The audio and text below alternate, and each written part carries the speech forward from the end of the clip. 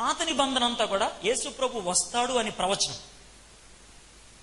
పాత నిబంధన అంతా యేసు ప్రభు వస్తాడు అని ప్రవచనం. చెప్పండి, మొదటి ప్రవచనం చెప్పండి.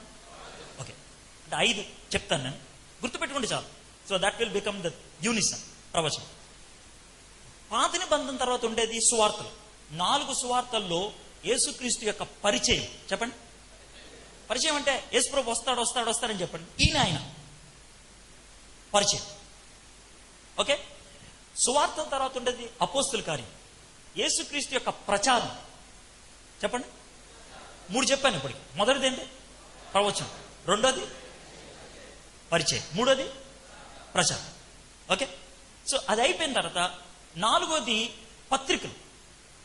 ఈ పత్రికల్లో మనం చూసేది ఏంటంటే ఆయన జీవితాన్ని మనం కలిగి ఉంటే వచ్చేటువంటి ప్రభావం.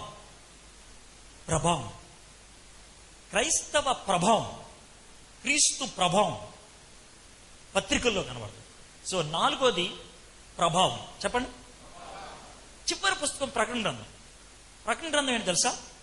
యేసుక్రీస్తు యొక్క ప్రభుత్వం. చెప్పండి, కింగ్డమ్. 5 పాలు గుర్తున్నా? మొదటిది ప్రవచనం, రెండోది పరిచయం, మూడోది ప్రచారం.